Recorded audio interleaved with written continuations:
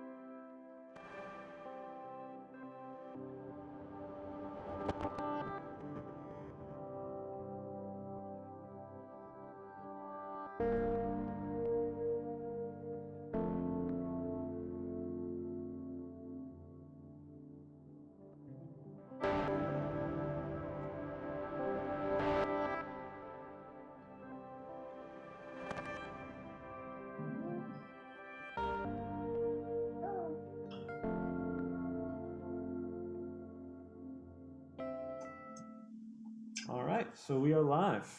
Very cool. Very cool. Everything's good? Yep, it looks like we have audio. We'll just take a second, and it looks like everything is good. So I just want to start out by saying, Lauren, thank you for organizing this event. This is something that I've been looking forward to doing. So I'll let you introduce it. Oh, thanks. Okay. Well, thank you to everyone watching contemporary figure sculpture. Now I'm having a brain fart. With Justin Zielke and Brittany Ryan, and obviously Brett. So as you guys know, because of the YouTube channel through which this is being streamed, this is being hosted by the studio that Brett and I co-run down here in Southwest Florida. And before, we really wanted to emulate the sort of like panel or lecture series we would see and go and hear and attend in person all the time when we lived in New York, but we always felt very geographically limited. And now one silver lining to coronavirus is that we have no excuse for that anymore, and that obviously we're doing this right now. So I want to go over a couple quick housekeeping tidbits before we launch into this. But before, obviously, I want to thank you guys, Justin and Brittany, for being here and tuning in and giving up your time to participate in this. So we really, really appreciate it. And Justin, as you are in Kansas and Brittany in California and us in Florida, you guys are not privy to the thunderstorms we've had all day today. So for anyone watching, if for some reason the internet cuts out unexpectedly, that would be because of said thunderstorm. So just hold tight for a moment. We'll be back up in a minute once that resumes. I think they've passed. I think we're okay. Yeah, I think we're good. Yeah. And then the other thing is we're going to leave this live stream up indefinitely once it's done. So, but we are thankful to anyone who's tuning in live because we would love to hear some questions along the way. Yeah, which leads me to my second housekeeping point, is that there is a bit of a delay or a lag between our output streaming service and YouTube. So if you guys have any questions or comments, just type them in the chat or the comment section of YouTube. We'll keep an eye on that, but don't be surprised if there's a little bit of a delay between your question and us being able to respond to it. So with all of that taken care of, again, thanks to Justin and Brittany and Brett, who's participating in this as well, obviously. I can't forget that. He's right next to me. Thank you to Lauren for organizing this, and I want to apologize ahead of time if I look a little distracted. I'm also running tech for this broadcast, so that's my excuse for fumbling with answers when we get there. But what I want to do, team effort, is I want to introduce Brittany and Justin and then Brett. I'm just here moderating. I make drawings. I don't sculpt in any capacity. Even though I've been around a sculptor for a long time, I really wouldn't know where to start. So I was really, really inspired to see not just Brett's work, but obviously you guys' work and the outright cojones you have to pursue something like sculpture in this day and age. I think it's really admirable. So that being said, I'm going to start by introducing Brittany. If I'm looking off to the side, that is because I'm reading from something. And to be clear, these introductions are from Justin and Brittany's websites, for which there are links in the information section for this live stream, and we really encourage you guys to check those out. So Brittany Ryan is based in Laguna Beach, California, where she exhibits in group shows and works as an instructor and sculpture department coordinator at the Laguna College of Art and Design. She obtained both her BFA with a major in illustration and a minor in sculpture, and her MFA from LCAD as well, in addition to studying portrait painting at the Florence Academy in Florence, Italy. In addition to her exhibition history, Brittany has a strong relationship with local museums and local, national, and international art associations, and she is a recent recipient of the prestigious Elizabeth Green Shields Grant. It's very impressive. Justin Zielke is a Kansas-based sculptor, installation artist, and adjunct professor. He has earned a BFA from the University of Kansas and an MFA from the Savannah College of Art and Design. Justin works with clay, wood, found objects, and digital media. His works are currently being exhibited at the Mary R. Koch Art Center, and he's been the recipient of the Koch Cultural Trust Grant and the Kansas Creative Arts Industries Commission in partnership with the Vernon Philly Museum of Art. Justin has participated in the Vermont Studio Center Artist Residency with an Artistic Merit Grant and the Gentle, hopefully I'm pronouncing that correctly, Artist Residency. Yep, you did. Okay, good. And then last but not least is Brett. He's one of the co-founders here at H&R Studio, based in Naples, Florida. And in addition to teaching and working at H&R, he is the sculpture program director at Miami International Fine Arts. Originally from New Hampshire, Brett obtained his BFA in painting from the New Hampshire Institute of Art and his MFA in sculpture from the New York Academy of Art, during which time he won the Excellence in Anatomy Award. Sculptures have been featured in Sculpture Review, American Art Collector, The Blue Review, and Gulf Shore Life magazine, and he exhibits his work in group shows and is represented by Method and Concept in Naples, Florida. So no shortage of talent or accomplishment here amongst you guys.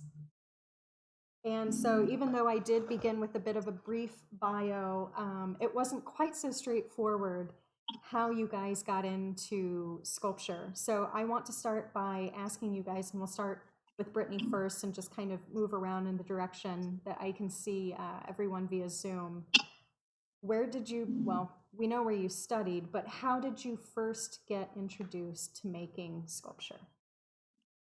So LCAT is very figuratively based, and we have kind of a little sub department of sculpture. And our freshman year, it was a required course, and I fell in love with it from the beginning. And the program is very figurative and traditional, and it really made sense to me. And so that was, my first introduction to it. And I kind of had to fight my way for being a sculptor, since it was never a major. Obviously, I was an illustration major, and then my MFA is in drawing and painting, so I had to fight for that as well. There's really not too many figurative. I think New York Academy and maybe Lime Academy at the time were the only other two options, really. So, and I like Southern California, so made my way through that there. But yeah, I had great teachers, and then I went out and took workshops and met as many people as I could, and kind of dropped in on as many classes as I could, mentored with people, that type of thing. But yeah, it was through LCAD, Really cool, really cool. But definitely not the first venue of study you pursued. No, it was something that was like, oh, this is like a side thing you can do that's cool, and I was kind of a jack of all trades for years, and I was always like splitting my time, splitting my skill levels, and then it's like the sculpture always got the most attention. I do enjoy painting and drawing and digital art and all that sort of stuff, and I think it's all really interesting, and it definitely still feeds my art. Mm-hmm. I'm really happy that I had the education. I'm happy I was trained as an illustrator. It gave me a lot of tools for my tool bag that I feel like if someone was just trained in sight sizing, say, I wouldn't have the being able to sculpt from my head or visualize something quite as acutely, or just being even like emotionally open to other styles of art from kind of a younger age. Mm-hmm. So I think it's broadened my scope of interest and understanding, and definitely still influences my art heavily. That's really cool. And then Justin, how did you, well, obviously, again, I said where you studied, but how did you get into sculpture as well? Yeah, so something that I don't normally say out loud, actually, is that I kind of started sculpting probably around 2.5 years ago. And I've just naturally really enjoyed the process of making it, because originally I, like Brittany, went to illustration and learned a lot about like symbolism and how to communicate the fastest to people for a product or something like that. And then I went to get my MFA in animation. And so when I was at school, I got really fascinated in the movement of just body language in general, and how a story arc kind of moves through a movie or like a short film or something. And so I started getting really interested in the movement of the characters and kind of dissected that, got more interested in anatomy versus the story route.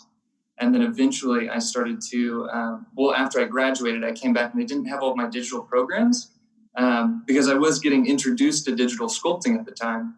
So I guess my first introduction to sculpting was actually digital sculpting, and I would do like world building and kind of concept art for feature film, or like in the direction of feature film, and which is very different from my work now. And then eventually I started to just, pick up clay one day, and then I kind of ran with it and started working with it more. I knew a decent amount about anatomy just based on the way that a body moves as far as like a locomotion, but getting into the idea of taking some of the interest that I had while I was in animation school, of like taking a video of yourself and then dissecting every single movement through a timeline and finding the most interesting key frame, and then how do you introduce that to a sculpture? What does it feel like when somebody walks around in space? And so then I slowly did that from clay, and now I'm kind of transitioning more and more into wood carving. Yeah. But yeah. Yeah, that is really, so we're going 2 for 3 right now in terms of not getting into sculpture directly. And so Brett, that brings us to you. I like to tell everyone that that I thought I was a painter until I realized I was having more fun stretching canvases and making frames for paintings than I was actually making paintings. So that's well, I went to school to get my BFA in painting because I figured, well, I can draw reasonably well, and that's what you do if you can draw. And I went to a small school in New Hampshire that didn't have a sculpture program. There were some sculpture classes, and I found myself, yeah, kind of splitting my time between the ceramics department, making making pottery, functional and non-functional vessels, and then also making paintings. And I was kind of, feeling like there was, there needed to be a way to marry those two things together. They seemed, completely, foreign to one another. And I did have one of my favorite professors there had suggested that I draw like a sculptor and that I should try making sculpture. And so eventually I did get the chance to try some sculpture classes, and over the course of a couple of years, I kind of realized that making paintings just didn't, it just didn't do it for me the same way that actually making something, a real volume in space, that really just satisfies me in a different way than trying to create the illusion of a volume in space. So I eventually decided to go to graduate school to study sculpture. I felt like I was, missing out on things by, not even attending a school that really even had a sculpture program. I was just trying to piece together an education from little bits and pieces here and there. So I thought I would keep on making paintings because they're nice and easy to store. They're flat. They don't take up as much space as a sculpture. But it was probably close to a decade that I didn't really make a painting. It's taken me a long time to start to come back to painting. So 2D. yeah, so I do that a little bit, but sculpture really is where my heart is, I think. So would you guys say that, as neither of you went directly into sculpture but kind of seemed to forge a very unique path towards it, would you say that process was a result of the fact that there aren't really not really that I can think of, aside from, like what you do at Brittany LCAT is really probably literally the most comprehensive sculpture program available on at least an undergraduate level. So would you guys say that maybe it's just because that's not commonly offered, or that it kind of took exposure to other things and process of elimination to find out what worked for you? I mean, probably both. It's not like when you're a kid and you're looking, like, I love doing art, you draw, you do whatever, and your parents are sitting there like, hating it, that you're going to go to art school. And, I think like when I was younger, like I would sculpt and draw and like do it all equally. But yeah, it's, I don't know, I heard it described as like being an artist is similar to being a writer, and then being a sculptor is like being like, you're a poet. So you're like even this like niche within a niche, like you're even weirder, rare. And I've thought about that, like looking into expanding the department at LCAD, making it a major. And it's even a smaller group of people that wanting to be dedicated fully to this. And I mean, I love it and it worked for me, but I couldn't say that it's a small group of people. And so the resources are going to be smaller. And probably if I had been, I don't even know if I starting out, if someone had said like, do you want to go into illustration or sculpture? I probably would have still picked illustration just because it made more sense. I was more familiar with it. Yeah. And it like I saw like other careers at the end of that. It made more sense. Being a sculptor is kind of a ridiculous thing to like set out to be. Yeah, there are many of you guys. So Justin, you have any input? Yeah, I agree. I mean, I similarly grew up. Actually, it's kind of funny because I'm going full circle now. I really do think like when I was a kid, I would build things, and I would be in a wood shop a lot just because I was fortunate to work one when I was a kid. And I would always build little gifts for friends. And so naturally, I think that like just building something that's structural and putting it together, and it was always made out of wood most of the time. And then like, I think I was guided into illustration just from like my friends, and it was heavily based on figurative. Like my most informative classes in illustration were actually my figure drawing classes. And I was always really drawn to those, but it was a university, so they kind of guided the students towards more graphic design or illustration just based on job placement. And then animation, it was a very similar process. It was like it was guiding towards the specific industry jobs. And so, I don't know, I guess there's a benefit to not going to school directly, or if there is one, it's that you come into sculpture kind of like just totally naive, and you learn as you go in a more educated state. Because I feel like if I hadn't have had that background of illustration animation, I would not approach sculpture at all the same, especially if I had like the art historical background and reference towards what sculpture was up until this point. And now I'm kind of like relearning all of that stuff in art history, specifically with sculpture, or at least attempting to, because it's, it's a lot to go through. But yeah.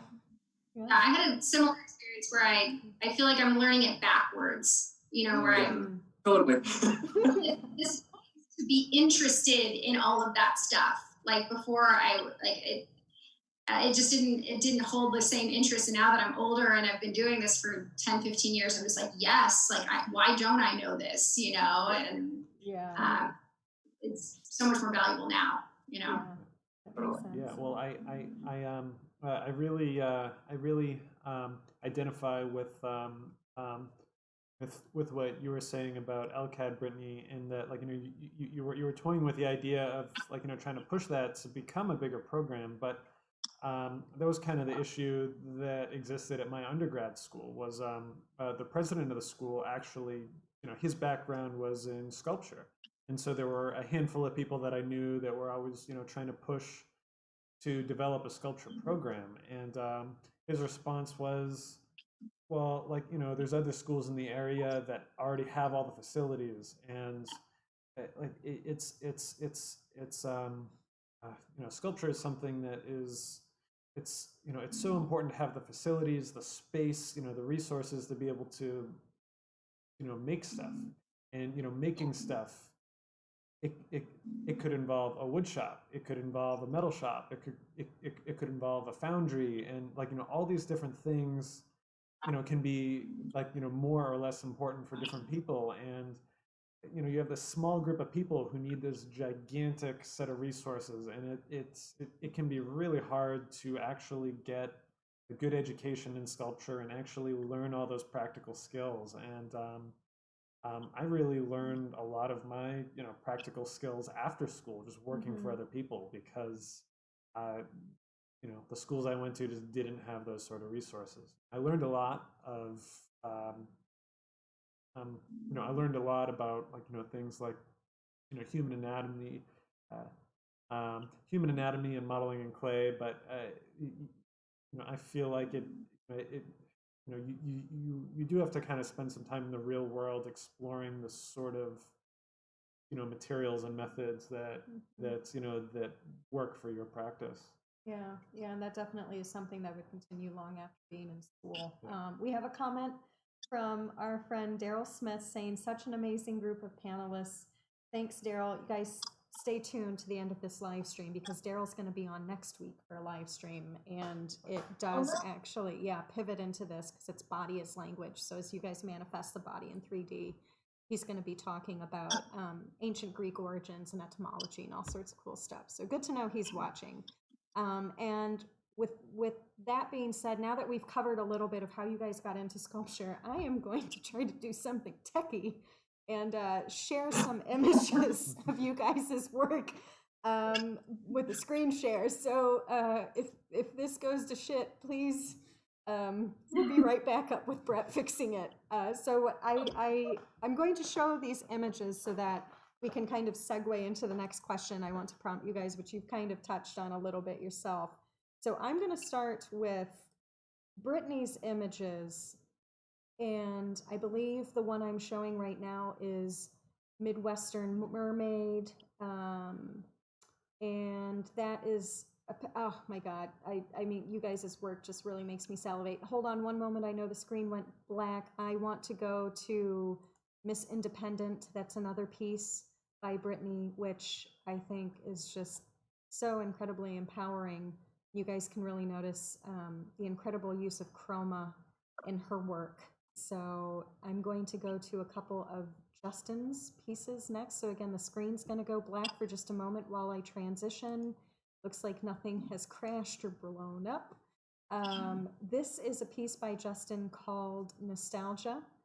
And then I'm going to show you guys next an image of Justin's titled Wood Torso. And you guys will hear later about how nostalgia transitions to wood torso, because that's really, really fascinating. And again, here we go. Oh, yeah. So anyway, really, really amazing. Now I'm transitioning to Brett.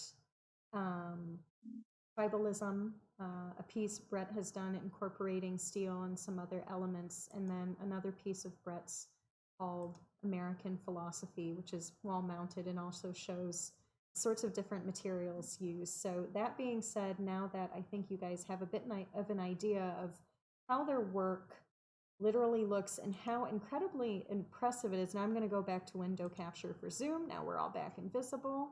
I think it really drives home, yeah, really, like, I'm not just saying this rhetorically, but how incredibly impressive it is that this isn't something you guys have been doing for 20 or 30 years. The mastery of skill, the command that you have over everything looks so incredibly organic, but so incredibly deliberate at the same time. It just like blows my mind that you guys haven't spent decades slaving away at this. So that's why I was so happy to organize this, because it's really, you don't meet a lot of sculptors, much less a lot of figurative sculptures, much less many good figurative sculptures. So to have outstanding figurative sculptors is really, really rather mind-boggling. So, and that kind of leads to the next question I have for you guys, which actually you guys were naturally segueing towards, and that I wanted to know, again, you guys were speaking about starting to look into this, but which sculptors and or movements and or periods in art history have been of particular influence to you? And I guess we'll go, at least from how my screen looks, in the same direction with Brittany starting us off. It'd be my worst response. I'm the I'm the worst with art history and names. Hey, it's all good. I am too. As general as you want. Okay, so I have to kind of give the spiel of my art professor had this whole, and I have nothing to back this up. I think he is telling me his, he thinks it's true, but like he's 16th generation student of Rodin. Oh my God. So Wow. 17. But I think anyways, my initial training in sculpture was very much in the Rodin kind of school, and that idea of mark making especially, and then kind of interpretive surfaces was really talked about in really traditional media and that type of thing. So I'd say Rodin was probably my first like huge influence. But then like there's all the big like Renaissance names and stuff, but they never really grabbed me. And I feel like what's probably influenced me most is painters. When I look at like subject matter, Jenny Saville was like a massive influence on me. And you can see maybe from like Midwest Mermaid, just like body issues and the way people are represented, and kind of like the fleshiness of things really struck me. And just a ton of contemporary people that I really do like. Bruno Walpoth. My mind's just like fluttering away, but I would say more contemporary figurative sculptors. I really get bogged down kind of emotionally by the Renaissance and even like the academic.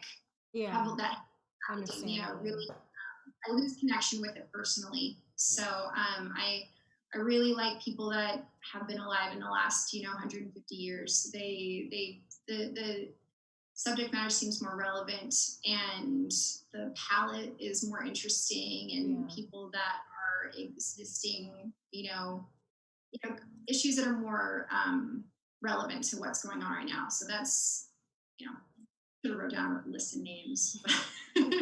Yeah, I would say those couple people really have stuck with me. But yeah, a lot of probably more painters than sculptors have, like, come back to me. Anyway, but yeah, contemporary alone is amazing. And before we cut to Justin real quick, we have a question from Alex Fieri. I hope I pronounced that correctly. What's each of your favorite mediums in sculpting? We're going to get to that, Alex, so just bear with us for a few more moments. And then Justin, again, you had mentioned that you're starting to look backwards a little bit into art history. So who is of particular note to you? You see, even knowing what I know now, I don't think I'm drawn to a specific point in art history that I really enjoy. Because I think I do enjoy the figure and the realistic qualities that it has, but a lot of my work comes from the imperfections or the medium itself. And it's a very modern thought process. And I think that's where I kind of stem from, but I put the figure into that somehow. And I allow the medium to almost have more of a say on it than what I want the actual figure to look like. And I think that comes from an inspiration from a filmmaker that I got really inspired by, Tarkovsky. It's a really famous Russian filmmaker. I actually just rewatched one of his films recently. It's called Stalker. It's fascinating. It's incredibly esoteric. And from what I've done from a little bit of research, it's just his attitude towards filmmaking and kind of introducing a tension in his films that allow people to get engulfed into that space. And he refers to making a cut or a shot change or a scene change as a tension that's building up into the room that has to be released. And there's something about that, the mindset that you have to have, that I also enjoy with sculpture and getting fascinated by a specific medium. It's kind of like you're just drawn to it. And then I would also say another huge inspiration for me was Bruce Nauman. And I don't know if I'm pronouncing his last name correctly, but contemporary artist. It just kind of falls into every tier of what kind of artist he is. But something about his work and the esoteric quality of his work as well, I think, is what fascinates me, and just kind of how he uses symbols. It doesn't quite make sense as far as what it is, or at least it's not explicit in that way, except for, a lot of them are explicit, but I'm thinking of one in particular, the carousel. It's a really enjoyable piece. But when I was starting off with my exhibitions, my first one was kind of a combination of those two things. I basically split an exhibition space in two and had a live performing cellist, and then I did a digital sculpture of a person attempting to play the violin, and I sat there and watched it on a 16 millimeter projector and just kind of re-looped it as an installation piece. So I think I always use sculpture as it's one of the elements that I'd like to have in the artwork, I suppose. And then that's why I'm always including objects or something like found objects. Yeah. Very cool. Very, very cool. And a great further insight into your work. And so, Brett, this is embarrassing because I've been with you for a long time, but I don't even really know how you're going to answer this. So what's your... Let's see. So I've I don't know. This is an answer. This is something I've talked about a little bit before. I've found myself, most interested in the Mannerist sculpture of the late Renaissance as of late. I tend to gravitate towards really formal ideas about. I don't know if that's something that comes from the fact that I had a German grandfather that was an electrical engineer and everything needs to be right in line and in order, but I'm really interested in formal concepts of design, and so the Mannerist sculptors, they were people it was kind of kicked off by Michelangelo, and someone I talk about a lot is Zambologna, and I I um um I think it's the Rape of the Sabines that's on the back porch of the Uffizi in Florence. I don't think that's a great example of his work. I think it's stiff and kind of contrived, and overly designed. But some of his more reserved, simpler pieces, I think, have a sort of like purity and simple elegance that are that are that are really exciting. I'm interested in these sort of idealized curves and things that he creates, and that's what I find myself doing in my own work. Is I'm not really worried about surface in my work. Sometimes it ends up being perfectly smooth and polished and shiny, and sometimes it's not. But the important thing is you know creating this sort of perfect form that arcs through space and multiple dimensions and doesn't have any weird undulations, and figuring out how to design a human figure. I work mostly from my imagination with these sort of architectural ideas about bone structure and musculature, and how to assemble something that's compelling and moving, but isn't it's not explicitly I mean it's not literally human. I'm not literally copying something from life. I'm using the sort of patterns that come from life to create a design that evokes humanity. And I guess I was just showing, some of you guys' images as you were speaking. And again, Alex had her great question, which really segues into the other thing that I want all of you guys to talk about is you guys all work in such different media, as we can see just from the images I've been showing. And can you tell me more about your? And I know for a sculptor, I mean, what each of you guys do could fill volumes. But if you guys could tell me a little bit about your process and materials, I think that would be really, really fascinating. Want me to start again? Yeah. So I guess in contrast with these two gentlemen, I work with model. So my work's very much about like the portrait of the person, and I want a specific look and a specific body type. And when I pick a model, it's about that person. And I do admire sculpting from your head, and done a bit of it, but. So I searching for the model is a huge part of what I do, and kind of designing the person and then kind of someone to fill that role, kind of cast that role. And then I sculpt on an armature. I use Roma clay. I really like the feel of it. I use number 1, which is like the super squishy kind.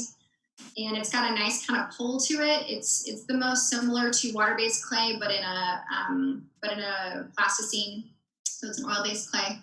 I then make a silicone mold, and the final product that you guys will see is cast in aqua resin, which is, from my understanding, it's basically plaster with a latex binder. So I really like it's plaster dust, or plaster filler, and I love plaster. I like the look of it. It's a very traditional material, but it's very weak, and kind of a pain in the ass to work with. So aqua resin has a latex binder, so it's not toxic, and I think it just has a beautiful surface. So I cast the aqua resin into the silicone mold, and then once they're out, they're mounted on a base, and I actually paint my sculptures with oil paint.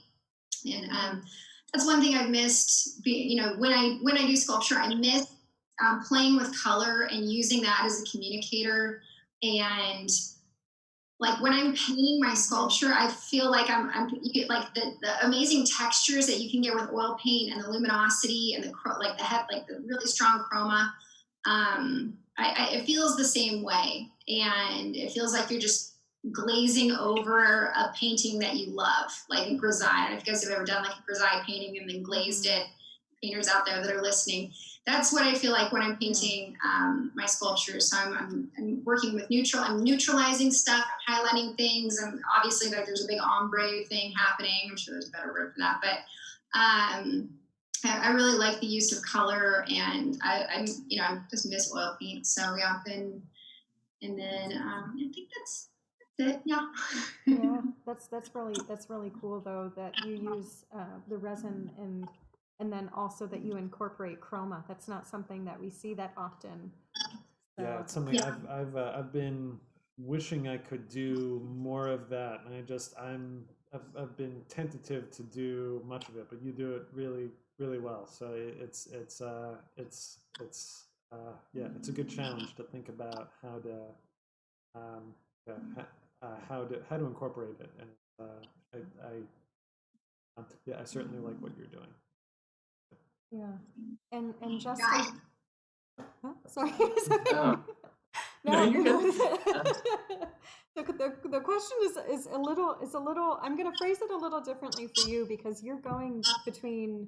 You seem to be transitioning between materials and media right now. So I'm going to start by showing a piece of yours called the spinning wheel. And now I'm going to show a piece of yours called Nostalgia, which I'd mentioned earlier. And then I'm going to go back to the wood torso, which we showed, that's a detail of it, pardon. The wood torso, which we showed earlier throughout this live stream also. So obviously those are different media and materials, and could you please speak a little bit to how you've gone from one to the other? Yeah. Well, I think it's always going to be a back and forth. I do see myself going more towards wood carving, just because just on a functional level, I really like how wood, there is a lot less to like literally clean up because it's just sawdust almost. Mm-hmm. And with you get one piece out of it. Whereas with the silicone, and I do enjoy this process, it's just more stuff that you have to collect over time. Because you have your molds, you have like your casts and everything of it. And you always have to have separate casts in order to like maybe remake the original one if you need to.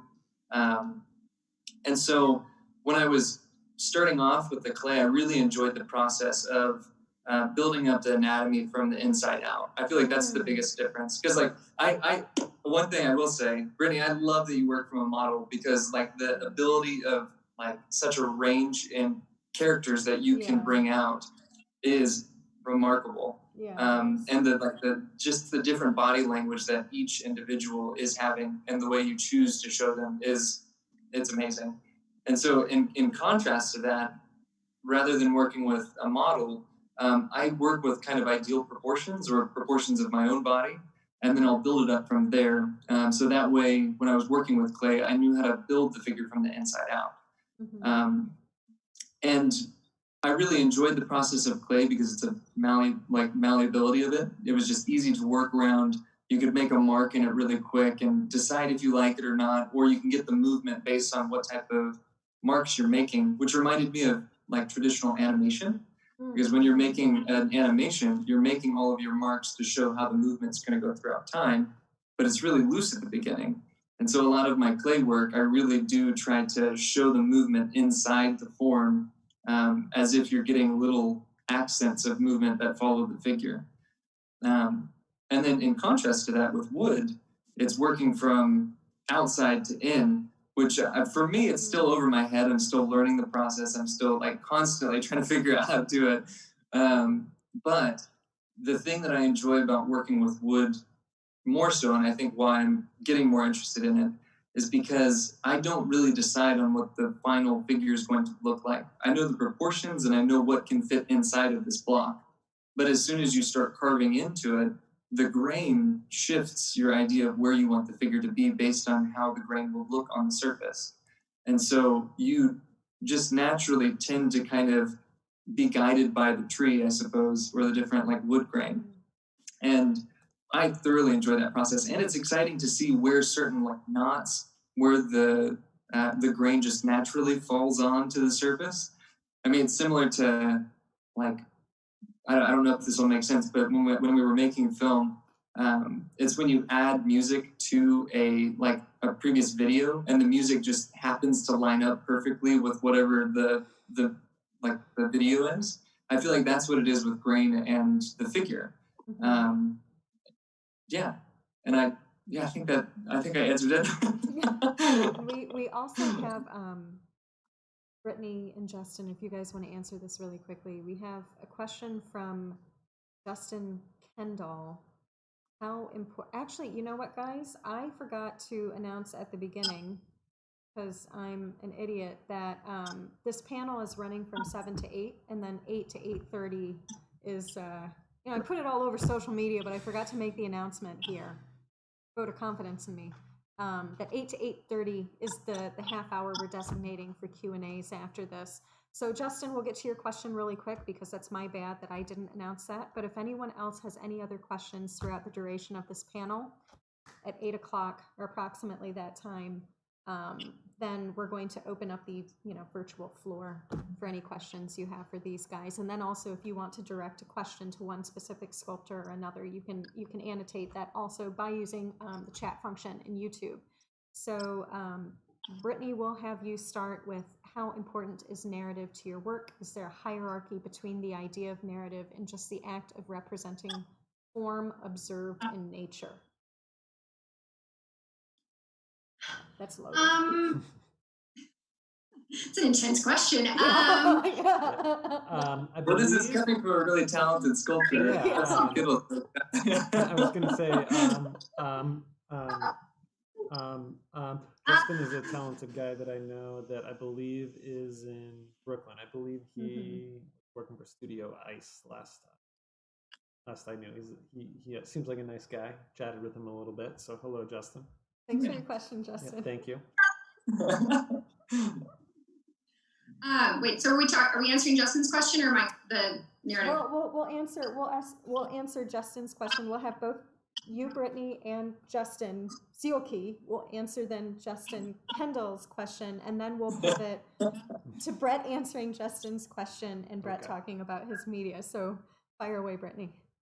Okay, so Justin's question was the narrative versus the form. Yeah, how important is narrative to your work, and is there a hierarchy between the idea of narrative and just the act of representing form observed in nature? So I think that kind of hints at, how, maybe I'm misspeaking, correct me if I'm wrong, Justin. Maybe, what's the balance between technique and form and concept and narrative? I mean, the representing of a form is there to serve the narrative, really. It's everything that I put on there, and my narratives aren't strong. It's not, it's not referencing classical anything. It's very, to me, a contemporary issue. The fact that it is representational is classical, but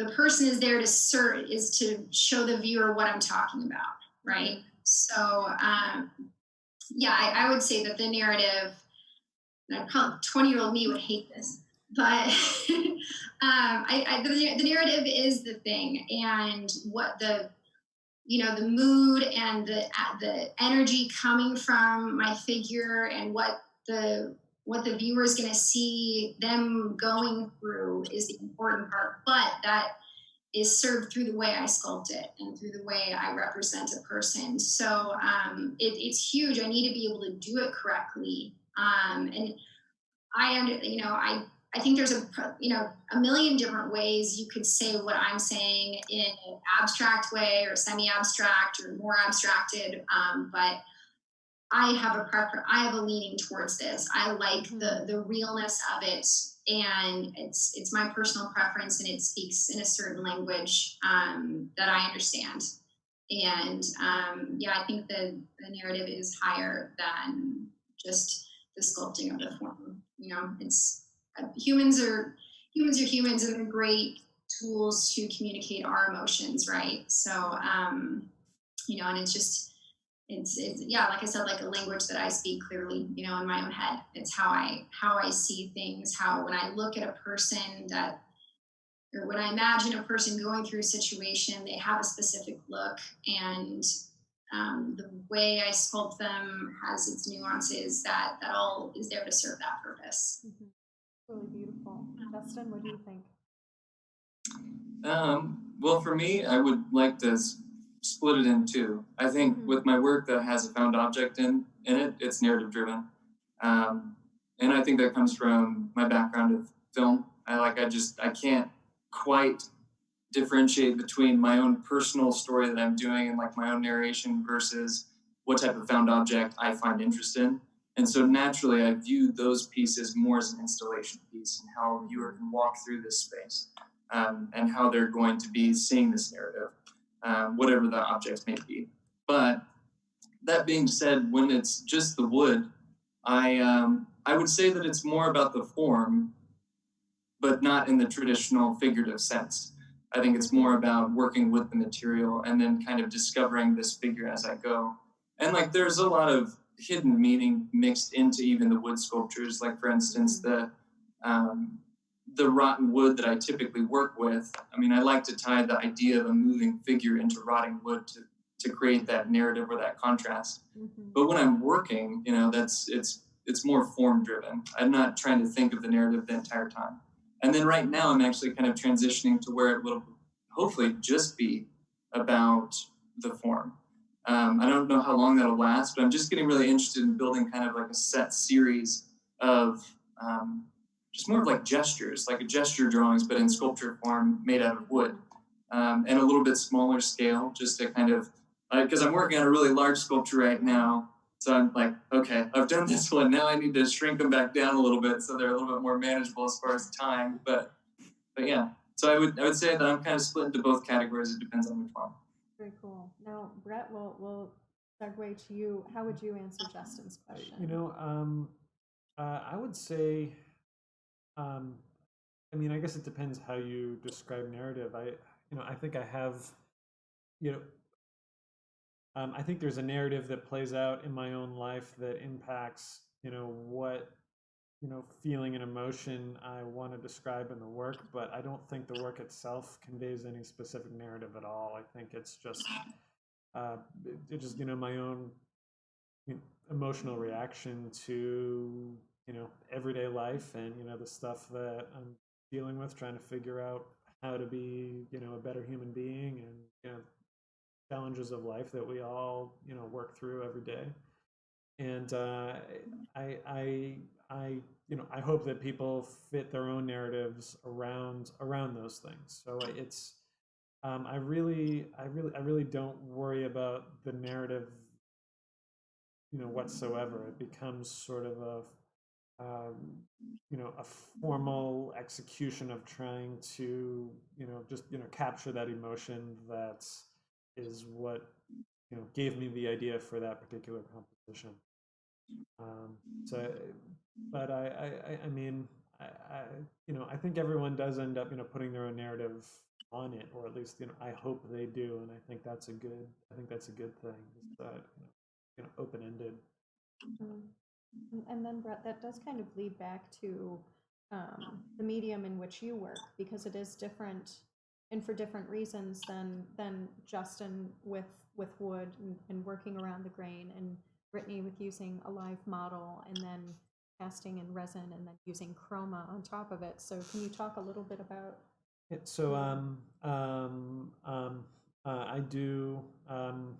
I do start with water-based clay as kind of my primary medium. That's where a lot of the work happens.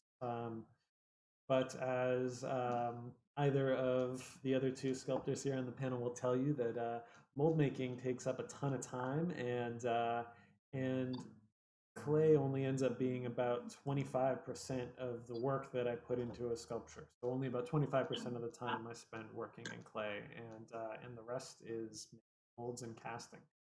So for that reason, I think plaster it ends up being an extremely important material for me. I go through an extra step in my mold making process where I make a waste mold of the water-based clay, and I do a fair amount of carving and refinement of forms on the inside of my plaster waste mold. So I'm actually working on the negative shell that surrounded the original clay, and sort of pushing things out from the inside a little bit, and softening things, and exaggerating things a little bit. And then I do the same thing again in the plaster positive, and really that's what I consider my finished proof, from which I'll make another mold and eventually cast in concrete. But that plaster stage really is, I think it really is magical to me, because you can make something in clay, and then sometimes you see it translated to plaster, and it just doesn't hold up the way that you were hoping it would. And plaster is just this brutally honest material that shows you everything that's wrong, and I kind of enjoy the challenge, the sort of brutal exercise of putting myself through the task of making this horrible looking piece of plaster that then I have to try to refine to the point where it holds up in the so it's I think that gets back to that sort of um, to that sort of formalist streak in me. I want to make sure that that thing looks great even in the worst possible material that you could see it in. So that then when I translate it into concrete, the concrete's a bit more forgiving, and if I can make it look good in plaster, then I think it'll look good in the final material of concrete. We have I'm sharing an image of Brett's called Denigration, the back view, and that is in concrete, correct? That is the final casted piece in concrete.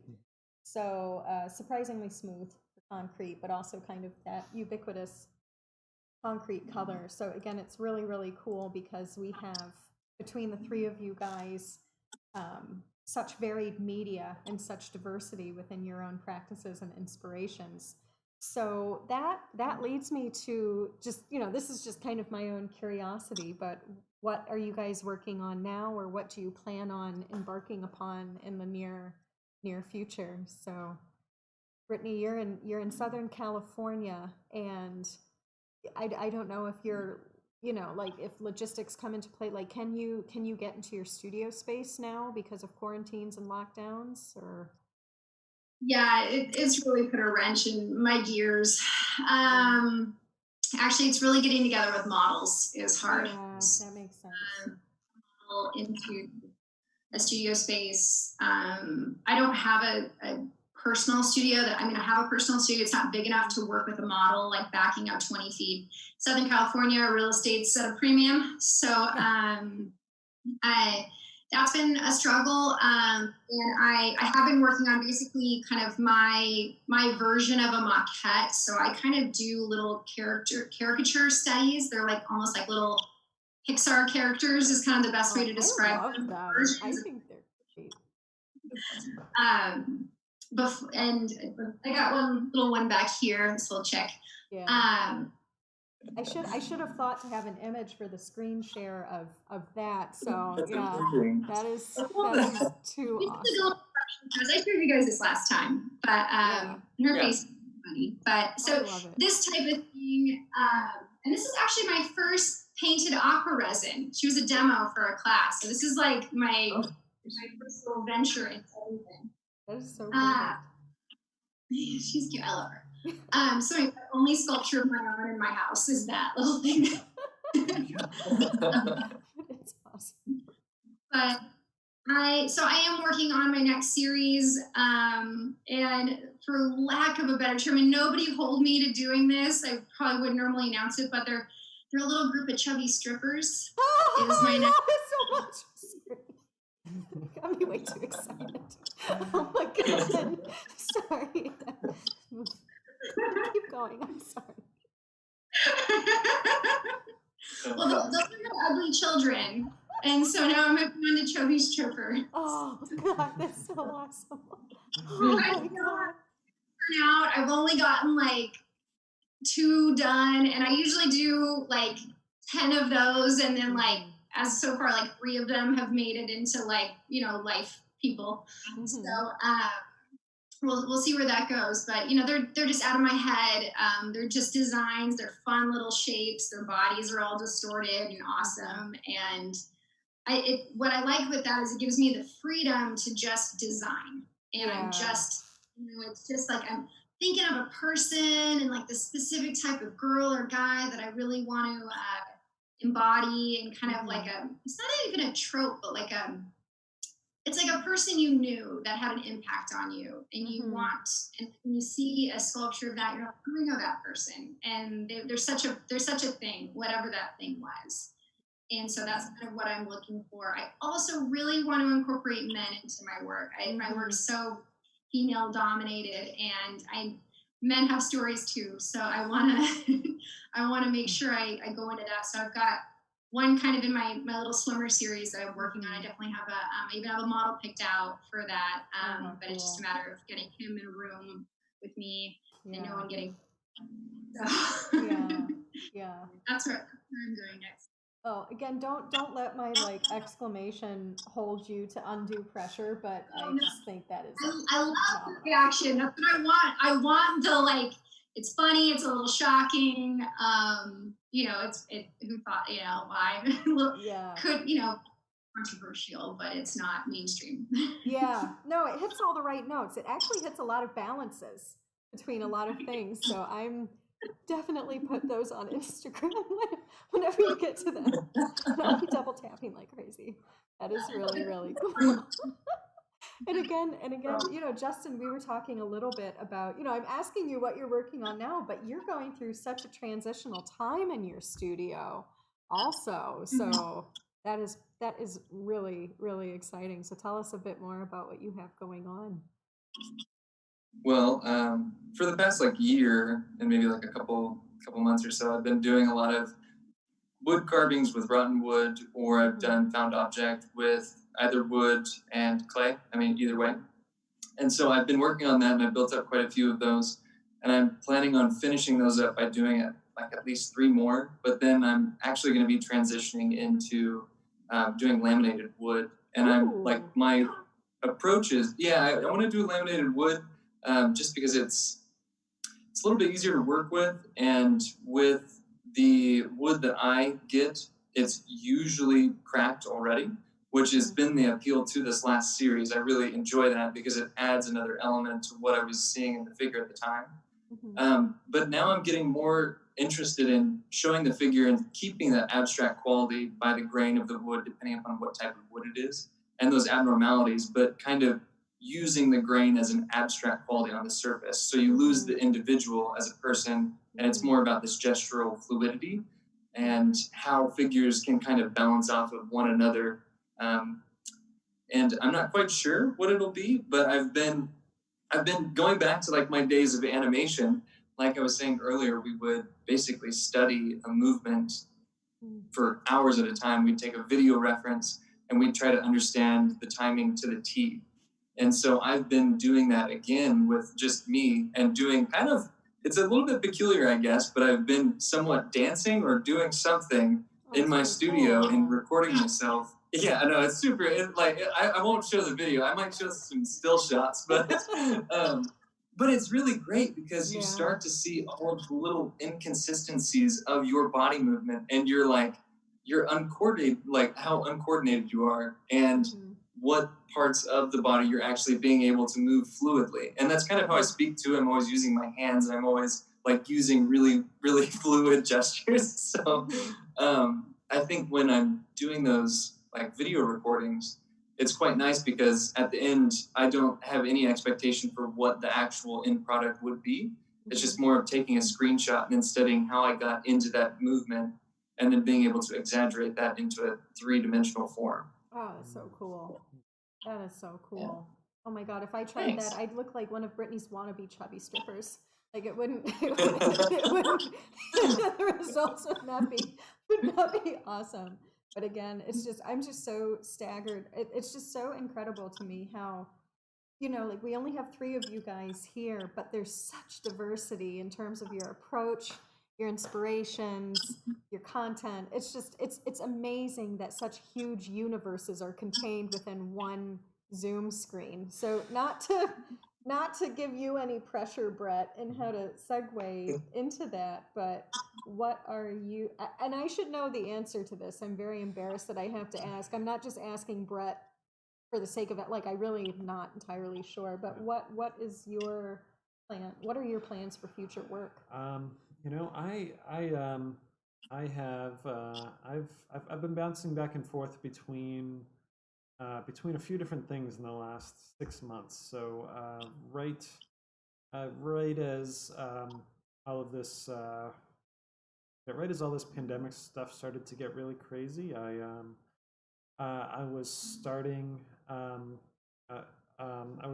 some kind of abstract relief pieces with just plywood. They weren't figurative at all, and I was just having fun exploring materials a little bit more, and just indulging in this OSB plywood that I've started incorporating into some of my figurative work.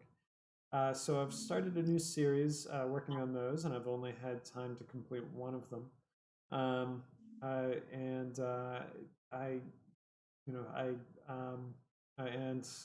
just couldn't avoid making a couple pieces that were just immediate responses to everything that's been going on over the past few months. So there's a piece that Lauren just brought up on the screen now that's called Language, and it's a bust of a figure with a metal structure on top of its head. And then there's another piece that I'm not sure if this name's going to stick yet, but it might be called Luxurious Fear.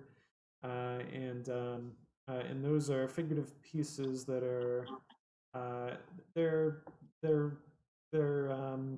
busts more or less, and they're going to be kind of placed on top of some sort of plywood structure. So I've been exploring these more architectural structures in my work over the past couple of years, and I'm still not exactly sure how these pieces are going to be mounted, but I've been enjoying getting to explore more materials, and kind of designing things as I go, and not needing to be quite so limited as I was when I was working out of a smaller studio space back in New York. So I'm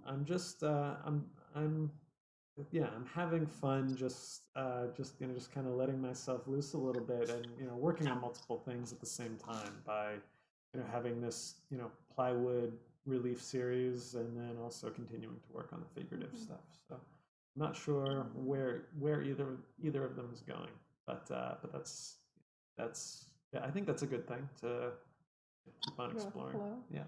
And so it is 8:05 our time. So if anyone else watching has any questions, please fire away.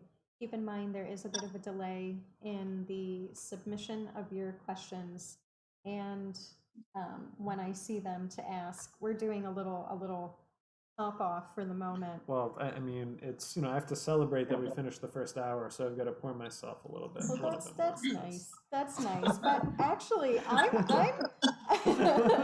this is just the norm around here. We're like, oh, we cleaned the Keurig today. Glug glug glug glug. So that's how H&R Studio rolls. But the thing that I actually, this is just a question I have for you guys, I guess, to get us started. And the thing I've realized, actually, we'll cut first. We just got a question from Daryl. Great timing, Daryl. So our friend Daryl Smith asks, I'm really curious to know what you all think about when you design the figure. Is it solely for composition? What elements of the body do you think about as you design the figure? And then he says, I know Brittany mentioned distortion. So we'll start again, we'll kind of go a bit of a round robin with Brittany. Again, Daryl's question is, I'm really curious to know what you all think about when you design the figure. Is it solely for composition? What elements of the body do you think about as you design the figure? It kind of depends on if I'm working, in my design phase or in my working with the model phase. Design phase, it's usually starts with like the larger proportions first. Like, are they big in the middle and tiny on the top and bottom? Are they long and thin? What type of character is it? And then when I'm looking at the model, when I have them in front of me, I really look at what their body does. So if you look at a person, they tend to have patterns that you'll see repeated throughout their body or positions that are really comfortable for them. And it's nice to have a model kind of move around. And I remember a long time ago, I had this pose in mind, and it was something I could do with my body, but I asked my model to do it, and she was just like, no, like, this is not, no. My hips don't do that. I don't have that range of flexibility. I'm like, you can't just, push do this. And she's just like, no. And she looked doing it, and I didn't force her into it, but she did her best rendition, and it was terrible. And so it's balance. So it was a learning. It's what their body looks what good doing, not even good, but what communicates what you want them to be doing. So like my sculptures are they're kind of awkward, right? They look a little uncomfortable.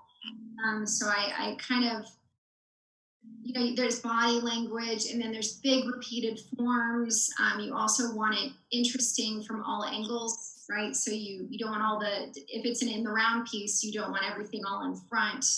So you do a lot of time walking around, and there's always like the weight balance and those kind of really traditional classical things that just makes artwork look good, but then like something tricky, like a walking figure. I just did a walking figure, and there's no balance to it, right? She's not balanced. And so you're in motion. And so there's all those kind of things to look for, and, lines of legs and arms, and, like a hand, like doing that type of stuff. Justin just did that. But yeah, it's a thing.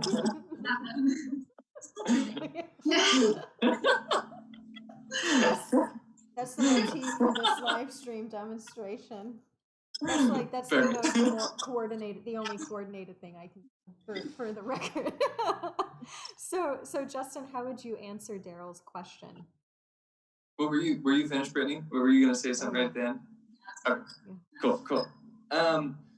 Yeah, I think I have an interesting approach, or maybe I think it's interesting, I don't know. But I would say that I start off with the silhouette. I'm really interested in that. And it's, I guess, as far as like the internal structure, how I start is a line of action, similar to how an animator would think. Because that's usually how animators start off, just one line, and then they kind of build the boxes and the pelvis and the rib cage from there, and then they do everything from the extremities. Since I am working from imagination. That said, when I'm in the process, I start to pay attention less to the silhouette and more to the rhythms in the body. Similar to how an animator would, again, is if this is a moving figure and you're kind of trying to capture it in between two steps of a film strip or something. And so I'll do that. And then on top of those ideas, I am somewhat of a lazy, structure person. I don't know how to say that properly. Whenever I'm building the internal structure for like my clay sculptures, I don't try to do it that well. And then if an arm starts to droop, usually it catches my attention in some way that it would not have previously. And so I kind of go with that, and it almost makes more sense to have the arm droop or like a head kind of sag down because the weight of the metal was not quite as strong on the inside. And there's like a limit to how far it can go down. And I really like to explore that because I think having that, and maybe that's why I'm going towards wood, it's this variable that you cannot control whatsoever. And it's more of something that you are almost trying to shape what's naturally happening with the medium, with the anatomical knowledge that you know, and this general idea of what you're trying to express with the form. So I would say that it naturally kind of goes towards what the medium wants, even if I have like a perfect idea of what I want at the beginning. I like kind of lean into those imperfections. That's really interesting because it seems like Justin and Brittany, you guys look, respectively to your medium and your model, kind of, there's a very reciprocal conversation between you guys and your medium and your model. And I'm wondering, Brett, if it's quite that way for you, or if it's more kind of internally driven. Let's see, yeah, I don't even know. I mean, yeah, I'm not even sure what you would mean by internally driven. The thing I was going to talk about is I have these. Again, I feel like all I'm talking about are these, really formal things that I'm interested in, because there are these, kind of formal conventions of sculpture that I feel like go back to ancient Greece. Things like, as your body parts get further away from your torso, they taper. Actually, I'm sorry, I'm looking to the camera the wrong way. But as things get further away from your torso, they taper and get smaller. And there's always a sort of parallel, or a curve that's offset on the other side of the form. As I'm designing, I'm just constantly turning the piece around or walking around the piece, and just looking to make sure that all of those things are happening, and that all of the contours, sort of from one end of the sculpture to the other, they all sort of line up and echo one another to create some sort of pleasing rhythm. So they're they're really just formal design concepts that I think go back to maybe even Platonic ideas about aesthetics, about things, about human beings, respond to some sort of pattern, and being able to see some sort of order amongst the whole. So I'm trying to just design something based on the human form that picks up on all those sort of patterns that are provided by nature. So it's and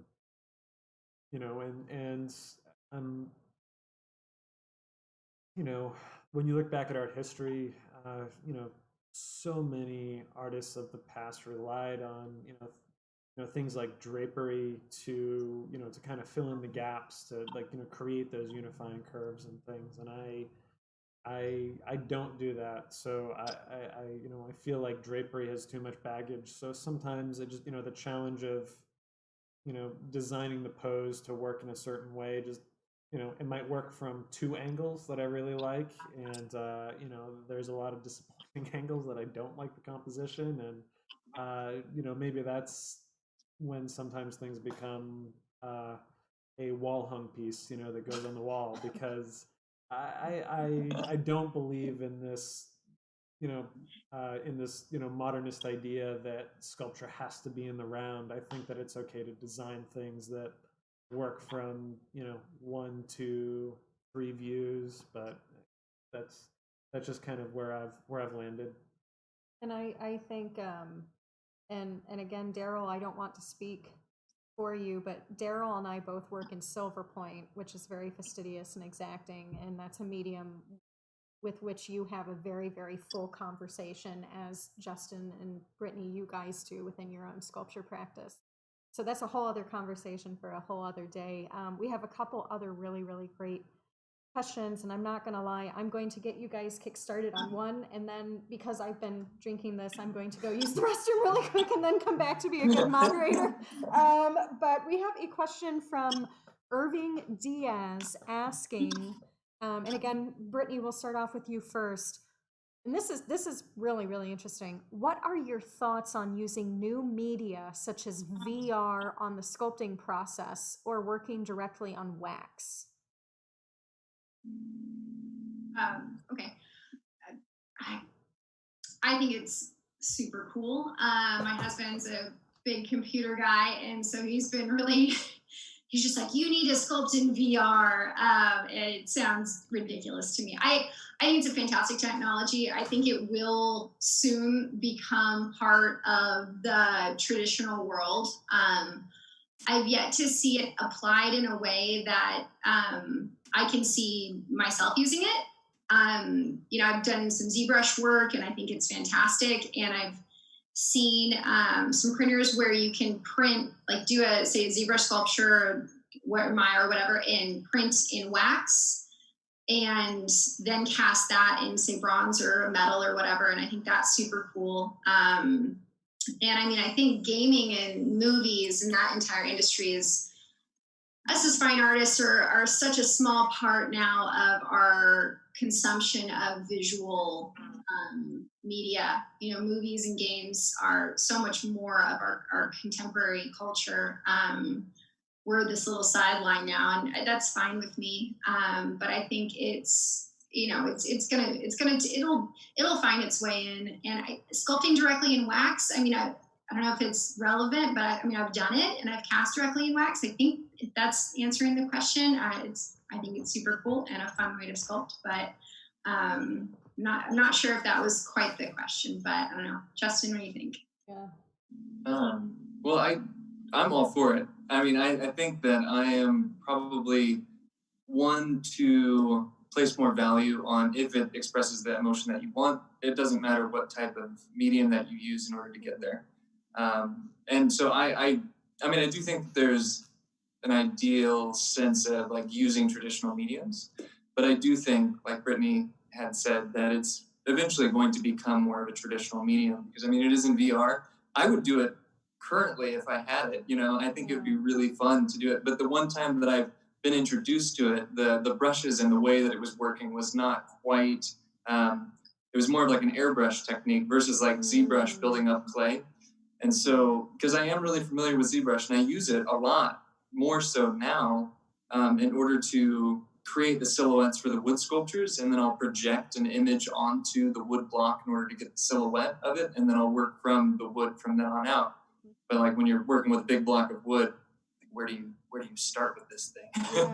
So, I'm all for any type of medium in order to create a sculpture, just because I think it's based on how you do it. You're totally going to express your own emotion how you want based on that medium. So, yeah, and I've never worked with wax actually, aside from casting into wax and then casting into bronze. So I'm not too familiar with anything involved in that.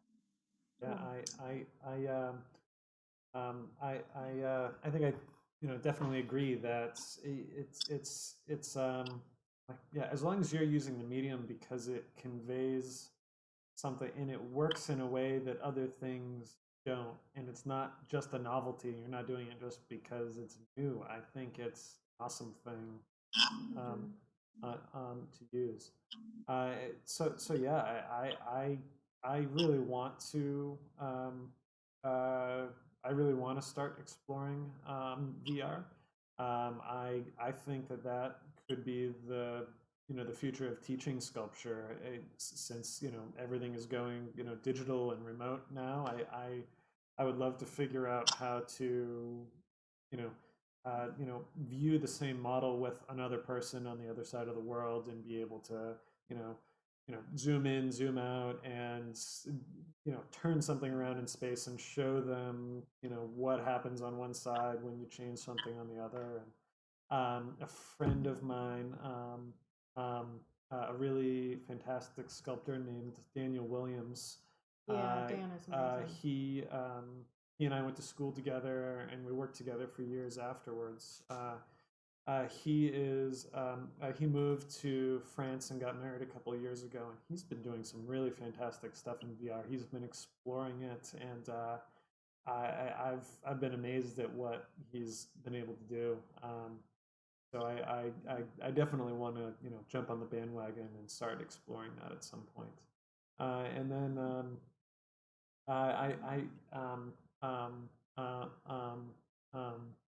yeah, so this really puts me on the same page as Justin.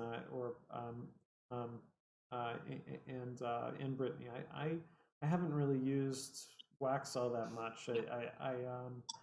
I think wax is a pretty awesome material, and I think that it's fantastic in an ideal world if there weren't things like dust and hot weather. That wax is a really stable material, and in theory it could last forever. Um, but it's always I yeah, it typically falls in the place of being some sort of an intermediary material, or these. There's some really like creepy little sort of diorama things that we've seen in museums. Maybe the Victoria and Albert. One of the museums we went to in London had these like really creepy little dioramas that were in wax, and you can get such lifelike things in wax that I guess if that's what you want to convey, yeah, maybe that's the right medium.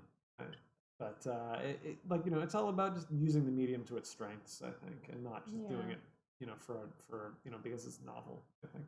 Yeah. So we have a really really sweet comment from Dana Younger saying thanks for doing this, so cool. Well, thanks Dana for joining us. And then we have another really really great and pretty loaded question from Maria Santana. And she said, and this is something where again I think the three of you guys are very very very well suited to answer this. She says, as a figurative sculptor trying to figure out what my own professional path looks like, I wonder what would you say was your most important or most impactful career move or decision? So we'll start again with you, Brittany. It's another big one. Thanks for taking all these big questions like right on the head for us without me giving you any time to even think. By the way, that's.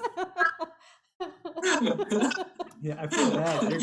You're getting shafted being number one on everything. If you want a break, I was gonna say maybe we'll start in reverse. We'll start in reverse. No. Oh, okay. See, Justin, you're lucky because no matter what, from my screen view, you're in the middle. So.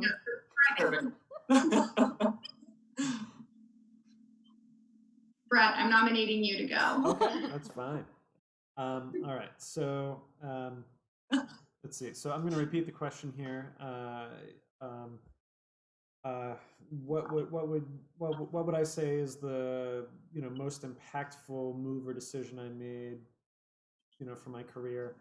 I think that the job I took after I got out of graduate school, really was a great thing for me. So I worked for a very famous sculptor who has a gigantic studio in New York City, and I had basically, well, there was a handful of months of not very interesting work that I did, but I eventually proved myself to the point that I started to be able to get on some really interesting projects. And there was basically an unlimited budget to problem solve, and I got to try my hand at all sorts of different tools and techniques that I didn't have access to when I went to school. I went to undergraduate and graduate school at two schools that had really great instruction, but they didn't really have anything in the way of facilities. So I had a whole lot of knowledge about the human figure and art, and how to design a human figure, but not as much practical knowledge as I wanted about materials. So just being able to work for someone else where you can learn how to do stuff on someone else's dime is a really great thing. So by being there, I got to work my way into different projects where I had never really worked in a metal shop before, and I watched a lot of YouTube videos, and then would use the metal shop there, and got to be friends with the person who ran the metal shop, and like just started kind of welding, and just like just just by, creating opportunities for myself, like that, however I could, without having to, invest in all the, time and money and resources myself was really huge. So I got a tremendous amount out of that job, just being able to work for someone else for a little while. So, there's nothing wrong with that. Like, work hard, get what you can out of it, and enjoy it for what it is, because it takes a long time to mature as an artist. Um, anyway, most of us don't start really making mature work until we're in our 30s, and so I'm really happy that I got to spend the better part of my 20s working for somebody else doing that. It was a good thing. Justin? Yeah. Well, I want to say that I think anything that you do, as long as you're kind of moving forward and you're just making decisions that benefit your practice in any way, could ultimately lead you to like the most impactful thing. And I don't think like maybe any of ours would impact you the same way. But two significant things that I would say, when I was teaching part-time at the Wichita State University, it's an amazing experience being able to teach people the skill that you've learned. Because when you're by yourself in your studio, what you're doing is completely in your own head. You've got your system down. You understand what you're doing. But as soon as somebody asks you, how do you do that? You like freeze up, mental block. How do I talk to people about this? Because you basically have to start back from square one where you were learning as a student and then build your way from there. And so I think that teaching, or at least getting into some sort of workshop mentality, or just showing friends, even like simple things, like just being able to communicate your process, helps out. And the way that you communicate it as well, I think, is vitally important, just learning how to communicate. And then the second thing I would say is acting. I think that within sculpture, acting is a huge thing that you can do that benefits you so much, because you can look at people, you can understand body language, you can understand anatomy, but how you choose a key frame or the sculpture is from A to B. There's a distance of how people are moving, and there's one moment that you're trying to decide on. And if you act out those parts and become a great actor as far as how you emotionally feel within a certain moment that you want your sculpture to express, it's going to have a much stronger impact on your viewer. So that's great. Yeah. Yeah, I agree with both you guys. You both have made amazing points. Working with somebody else I've done that probably 3 or 4 times, where I've worked at different places where I've gleaned information and experience, and also teaching is massive. I've improved my technique and my understanding and really honed in what I valued like crazy. But I'd say my biggest thing that I've noted it wasn't one decision, it was many decisions over and over again, was the decision to sacrifice for this. So I've never worked full time. I still don't. I still never have had a full-time job. And, people in my life hated it. My poor parents, I just never had any. I remember doing my taxes and it was like, I only made $10,000 this year. How did I live? But it was a repeated sacrifice to like, no, I'm not going to take that full-time job working at this other place, where I was able to survive on a much more meager subsistence, and make that space for the venturing out to keep pushing forward on doing stuff. And it's just a repeated decision, and it takes longer than you want. Like 10 years, I'm 37 now. I was hoping by 27 I would be where I am now, but it's not in the stars for me. So it was a repeated decision over and over again to keep doing this and make sure that every new relationship and every new job knew that my main goal was this. And it's not for everybody. And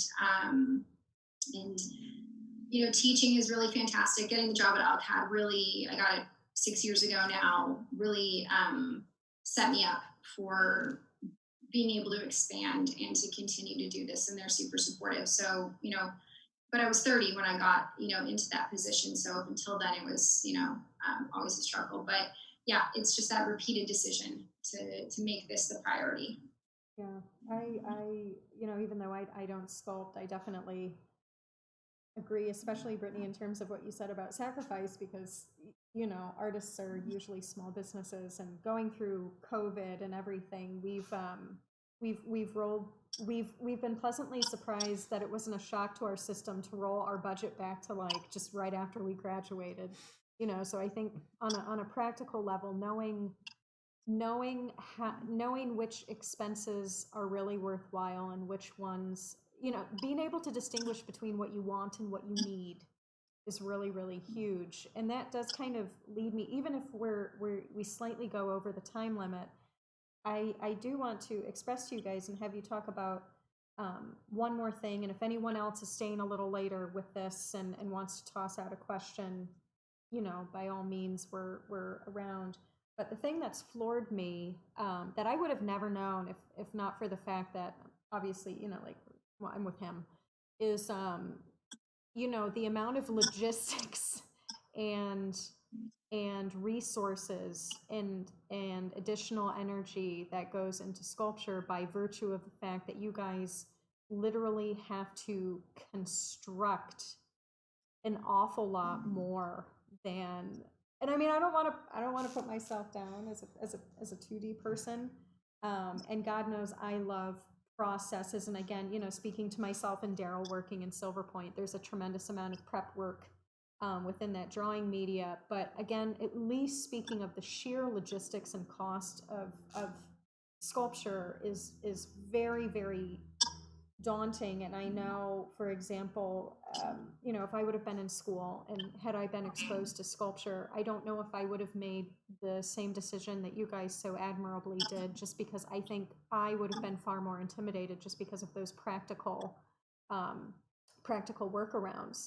So that being said, can you guys speak a little bit just to, just the whole, what you found to be most useful working around the increased logistical and pragmatic load of sculpture? And we'll do the same thing. We'll start with Brett and work around backwards.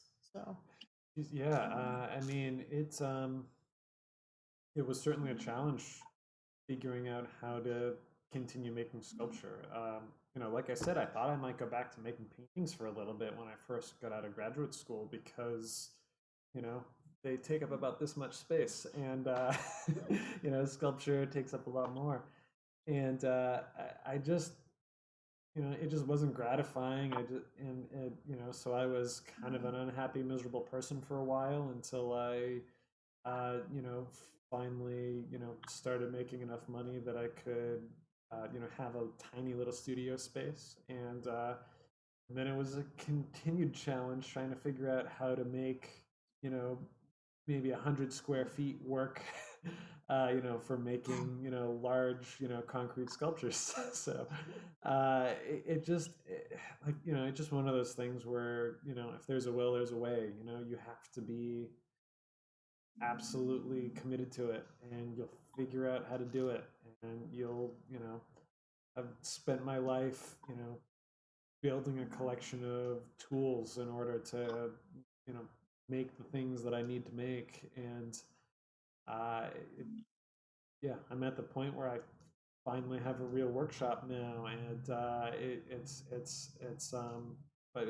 it's taken years and years of struggling, making things in tiny little spaces and making things in multiple different places and trying to bring them together in one space later. Because I would go home to visit my parents for a weekend in New Hampshire, and take over their garage doing little welding projects, and then try to assemble things back in my New York studio. And it was miserable, and it was a mess, and it stunk. But you figure out how to make it work. And I don't wish this on anyone to have to be a sculptor, but if you have to be, you figure it out. But, you make it work.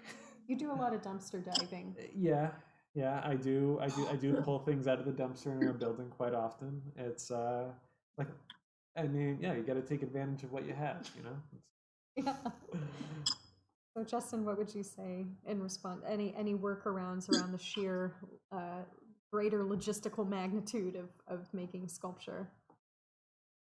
Well, I think that as far as sculpting and like material and like the space and how much you're working with, ultimately I think the limitation becomes a creative way to solve a problem in order to facilitate wherever you're at. You know, like that problem of not having space becomes your thing of making it work, whatever that means. And so, I mean, with me, like I have been working in really large wood sculptures recently. And as it's fantastic and I really love the life-size scale, I'm actually going to be moving down to like half-life scale, just for how much time it's taking me to make one sculpture, and then the likelihood of selling sculptures. You know, it's much more likely to sell a half-life versus a full-size sculpture. And so just because more people could have that in their house or in anywhere they want, right? And so I ultimately think it comes down to those two. Well, I mean, there's probably several different things, but for me right now, I think that having your limitations actually become your one strength is really important to do it that way. And then also, like, knowing if you've been doing something and it's not quite working out, then you need to figure out a shift in order to make it happen and make it work with your space, in order to do that. Yeah. Brittany? Yeah, I mean, being in Southern California, there's not a lot of wide open spaces out here anymore. And when I was younger, plaster was my best friend. Super cheap. You can do a waste mold and get a finished product for $40. So I'd say like starting out, that was huge. And then I've always driven a truck because I didn't want to have to rely on other people. Yeah. Around. So I've, from 20 on, I've driven a truck and I've been able to, move my materials around and using other people's spaces. And I mean, I made friends with foundry owners and got them to cast my work on spec for a couple of years. I mean, that's a weird, relationship, but it happened, that type of thing. And actually switching to aqua resin where I can do all my own molding and casting myself made a huge difference. It was between something costing me $3,000 and something costing me $700, from start to finish. So finding a way to, bronze has got such a thing about it and it's so traditional, but I was kind of wondering why I was hanging on to it. And so switching was like, oh, okay, like this actually serves my purposes better. And I was realizing that I was holding on to something that didn't mean anything to me. Right. So making sure that, like you're doing what serves you the best, like you guys have said. And just making it work, like I've always lived in apartments. For years, everything was, this big. And that's because that's what I can make. And I sold lots of work because people can fit something that big inside their house. You do a 20-foot tall sculpture, only a millionaire or a museum's gonna want it. So that makes it.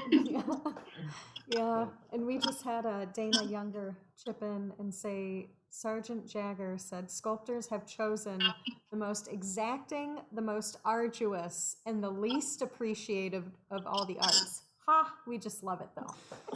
Yeah, so I want to point out that Dana Younger is a fantastic sculptor, so you should check out his work. I totally agree. And I love to constantly reiterate the joke that, sculpture is just that thing that you back up into when you're looking at a painting. That is terrible. That is terrible. That's I love it. That's not how it should. That's not how it should go.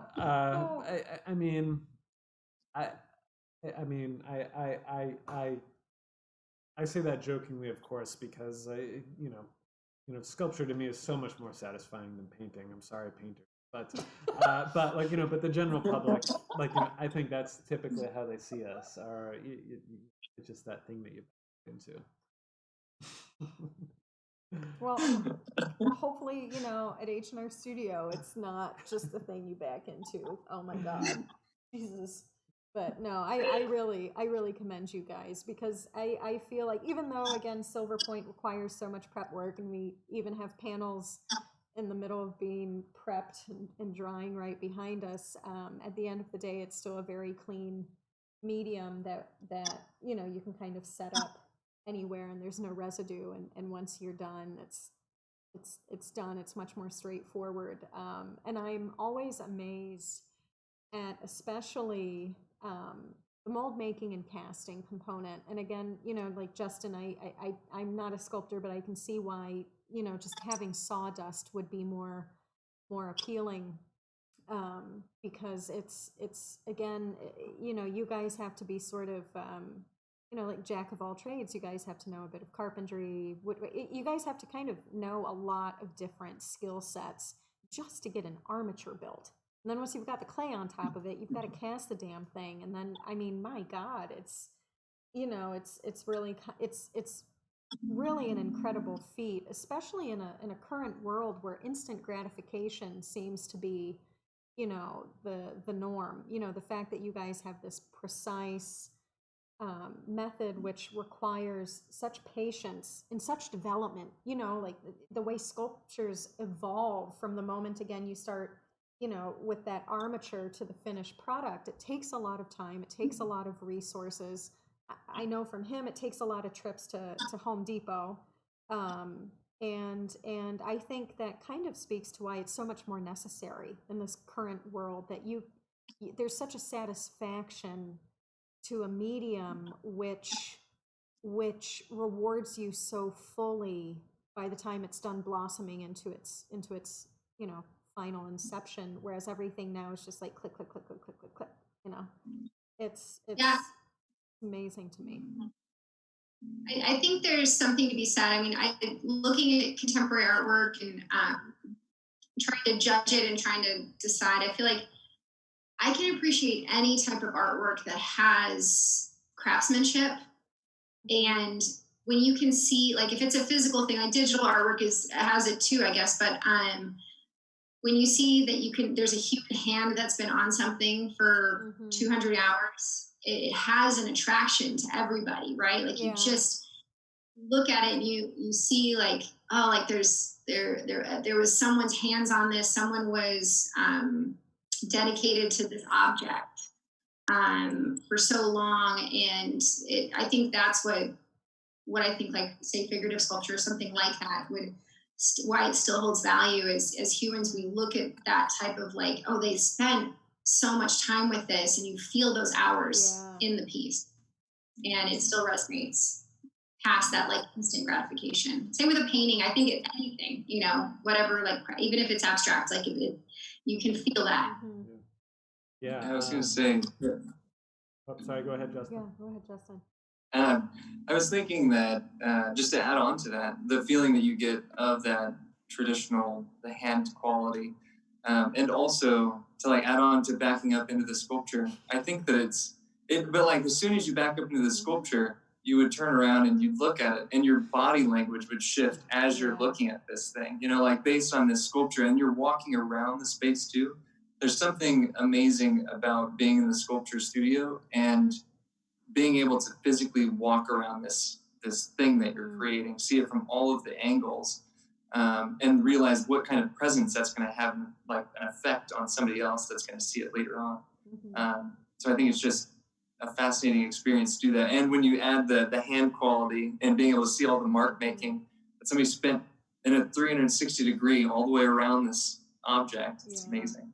Yeah, it really activates space in a way that's unique, and I think kind of drives, it kind of goes back to our evolutionary origins, in a way it's a little bit more primordial than maybe something, not all things, but maybe the reaction most people have to a 2D object. So yeah, I mean, just feeling the presence of this thing in this, sharing the same space as you. Yeah, I think there's just, there's no getting around how powerful that can be. and then yeah, I actually read a book called The Art Instinct by a guy named Dennis Dutton. So he lays out he is a philosopher, or he was the late Dennis Dutton. He was a philosopher of of of of of he was a philosopher of aesthetics, and he laid out a Darwinian argument for why art is important. And he talked a lot about that that thing about things that are handmade, and how we have a natural appreciation for things that that are made by other human hands. There's an inherent value there, and like where I love this idea of like doing things like using VR and sculpting digitally. I just a lot of what I've been thinking about lately is like the fact that that's like all of this technology is relatively fragile, and if we get a big solar flare or something, it could wipe out all of our technology tomorrow, and we would really only be left with the physical. And I think God, I hope not. I use Google Drive all the time. But I think that I think it's good to explore both things, but to have an actual physical representation of an idea and feeling is is important, and that's why I've dedicated my life to it. Yeah, I think that being said, Brittany and Justin, you guys have been so generous with your time as we've run a little bit over. I'll give anyone who has one last question the opportunity to type it out. I think what we'll do is we'll end the live stream, but we'll keep our Zoom going, so that I want to toast you guys one more time before we sign off. But thank you guys so much. Thank you to everybody who has tuned in, to the wonderful questions we've gotten. It's so, we're so fortunate to have three of you guys in conversation with each other, because again, as I said earlier, you don't find many sculptors, you don't find many figurative sculptors, and then you don't find many really great figurative sculptors. And also, again, to our audience, it sounds like we've had a few other really great figurative sculptors tuning in as well. So thank you guys.